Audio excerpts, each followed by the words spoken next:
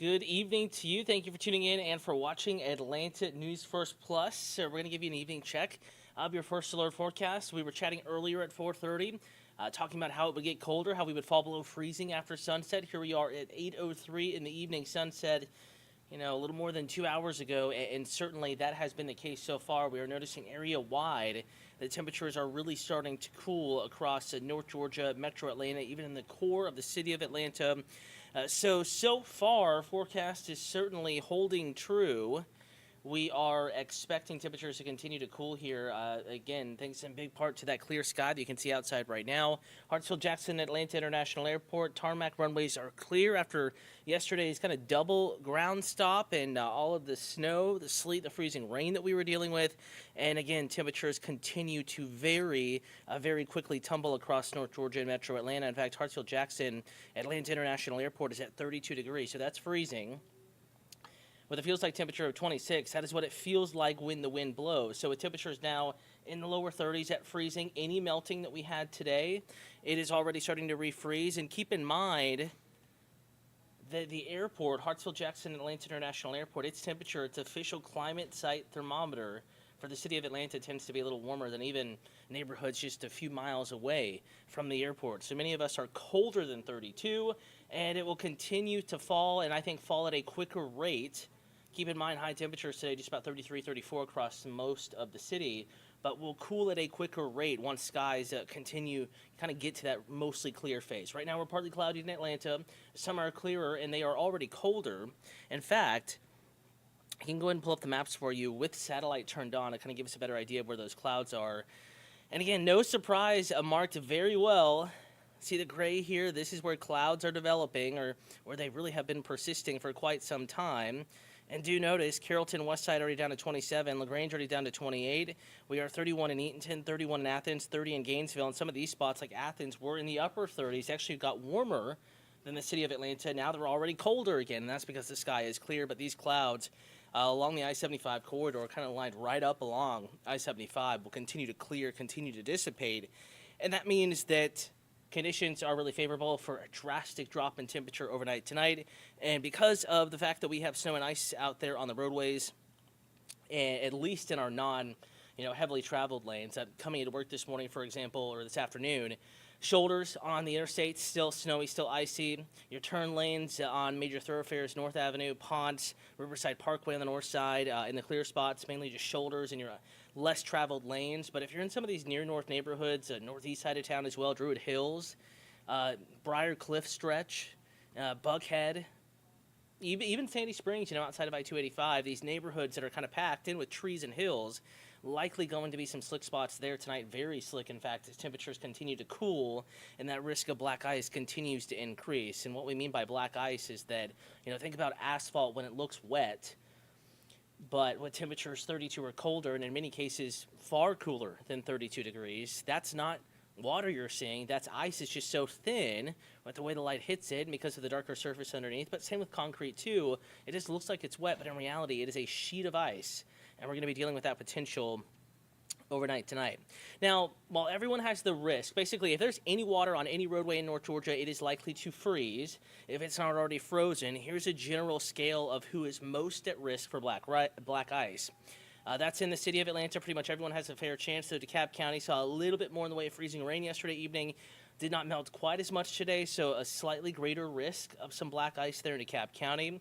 And then getting up Georgia 400, going up towards Helen, up into the northeast Georgia mountains. A greater risk of ice basically from Fannin County eastward. Gainesville, Hall County, down towards Clark and Oconee counties. They were dealing with some power outages. Rockdale County on eastward yesterday evening. And because of that, just more moisture, whether it be frozen or not during the day, has melted and now has the opportunity at least to refreeze. So I don't want anyone further south to breathe a sigh of relief. Heard County, Troup County, Randolph County, Upson County. There's probably still a few wet patches out there with so many clouds in the sky today. Nonetheless, greater risk, city of Atlanta, I would say, on up the I-85 corridor, generally along and north of I-20.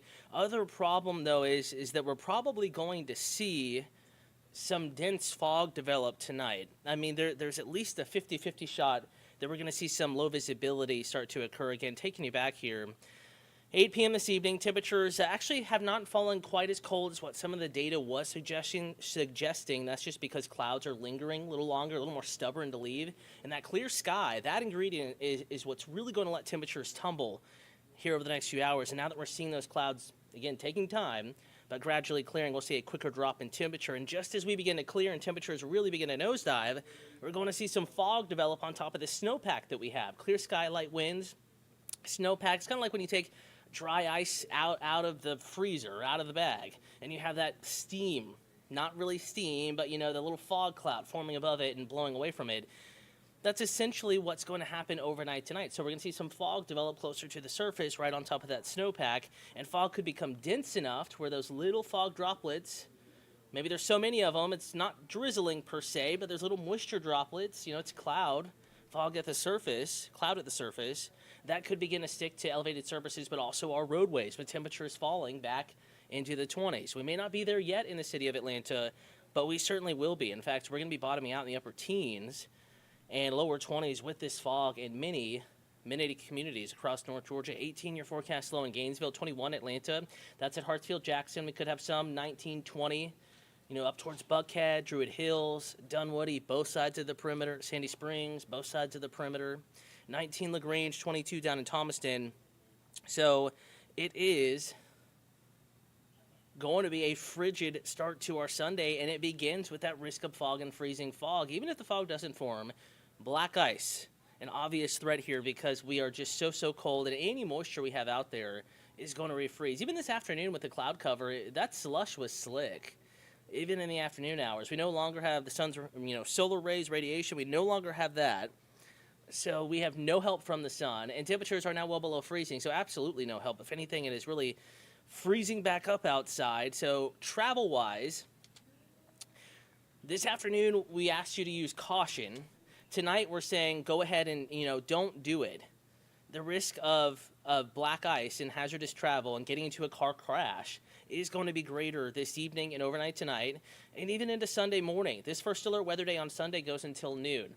If we begin the day at, 20, 22 degrees, even with sunshine, we have to lose the fog first, but even with sunshine in the forecast Sunday, it's going to take some time to get above freezing, and it's going to take some time to melt that ice and to really make the roadway safe. What's nice about tomorrow, though, is that we also have sunshine. Not only is it going to be warmer, but that will encourage melting. All the while, the sunshine is going to encourage evaporation, so it's going to get our roadways dry. We need roads dry in order to avoid issues Monday. Now, it's going to be a struggle with some of our tree-lined streets, north side, some of our suburban communities with shade from the sunshine, kind of blocking out some of that sunlight on some of these shaded neighborhood streets. Even though it's wintertime, a lot of trees have lost their leaves. A little bit harder for those areas to not only melt but dry out. So we could even on Monday morning have a few slick spots, something we'll be monitoring. Tanya Belcher saying, can we see two snow? I love the snow and ice. It's an active pattern, cold pattern, Tanya. There's nothing to indicate we're going to have more snow in the city of Atlanta anytime soon, but it is a pattern that we will be watching, a pattern that will probably deliver cold and winter weather to somebody in the south, southeast, or east coast here again over the next 2 to 3 weeks, something we are going to be watching here pretty closely over the days to come, but nothing in the forecast here for the city of Atlanta. Speaking of highs tomorrow, even Ellijay, even Helen, upper 30s, lower 40s. Now, if you're at the peaks, if you're one of these areas that saw 4 or 5 inches of snow, you can shave a few degrees off of those temperatures, basically from Fannin County, Blue Ridge, Ellijay over to Helen, Rabun County, Clayton, Clay County, North Carolina, a little colder in the communities that did see an inch or inch and a half more snow than surrounding areas. The further south and west you go, the less of an influence the snow and ice has because there isn't as much left of it. And temperatures, for example, down in LaGrange in the upper 40s, Randolph County, Alabama, 48, 49, could push 50 in a couple spots. Thomaston, Georgia, 47, but colder from the city of Atlanta on north and east, generally lower 40s, and maybe some upper 30s still mixed in there in the spots that still have a heavier snowpack, ice pack right at this point, that they're still trying to get rid of. First alert 7-day forecast, want to make sure I show you this. We did have an abbreviated streamed newscast earlier at 6 p.m. on Atlanta News First Plus. Here's another opportunity to see that extended forecast. Slight chance of a couple sprinkles, possibly a very light rain shower south of Atlanta. The risk of freezing rain Monday morning, very, very low. really not there for the city of Atlanta, but something we'll be watching, monitoring, and if it does look like that risk is going to become an actuality, that it's going to happen, or that there's even a significant chance, we'll give you the first alert. We'll let you know if there are any changes. Right now, though, not looking like any huge issues. Life with Tay Babe on YouTube saying, do you think schools will be open Monday? I think most will, but areas up in the mountains, Fannin County, for example, and Far North Metro, it's a possibility there could be a delay or cancellation. I just can't speak for those places because it will really depend county to county, as we kind of have seen a variety of conditions over the past 24 hours. But I think that tomorrow, regardless, roads will improve. Sunday night into Monday morning, roads will be better than tonight into tomorrow morning. It's just a matter of to what extent, And a lot of times these decisions are made out of an abundance of caution. We don't want anybody getting hurt trying to go to school, right? So we're just going to have to keep an eye on it. Tanya's saying, a lot of power out I did not know ice can do. A lot of tree damage or our power went out.